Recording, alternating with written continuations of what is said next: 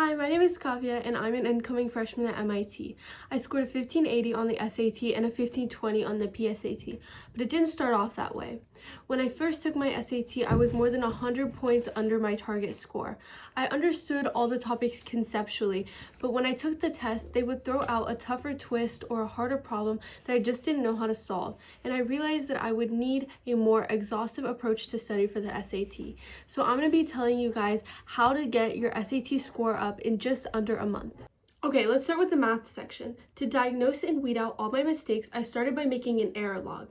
To make an error log, I took note of all the problems that I had missed on every practice test and every practice problem that I had done. I also needed to find and record why I was getting each question wrong, so I looked through my scratch work and then labeled each question with the reason, whether it was because I was running out of time, I made a calculation error, or I forgot a formula. This is really important because you need to do practice problems that are targeted to the exact reason why you were getting the question wrong. I will say that doing all the logging and analysis by hand was pretty time consuming, and I really wish that there was a solution that would just do it all for me. So I built a platform for personalized SAT math prep so you can focus on studying.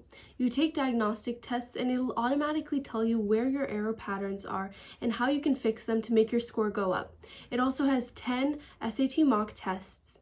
I've linked all the information in the description box, plus a free 7-day trial, so go check it out. Okay, let's move on to the English section. So most people tell you that you actually don't need to study vocab for the English SAT, but for me, it was actually really important. If you're missing 1 to 2 vocab questions here and there, I really recommend that you make flashcards and study vocab.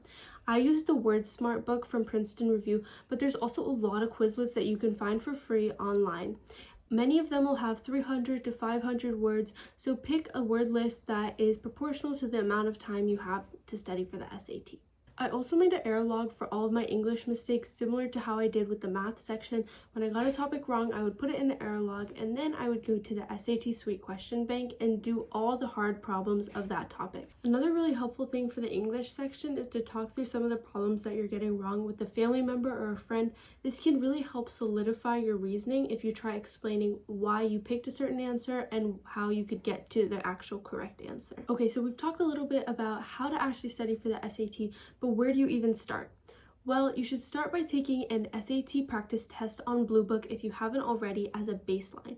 If you're, I'd say, anywhere 100 to 150 points below your target score, you should set aside at least a month or 2 months to study for the SAT. So for example, if I want a 1500 and I'm at a 1400 right now, I would set aside at least a month to study.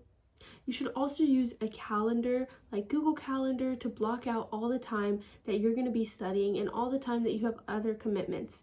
It's really common to overestimate the time that you have to study for the SAT, so put it down on a calendar so you can visualize everything. Okay, that's everything for this video. Thank you so much for watching. The diagnostic and practice problems from Math Nova are all in the description, so go check it out to help you get your score up.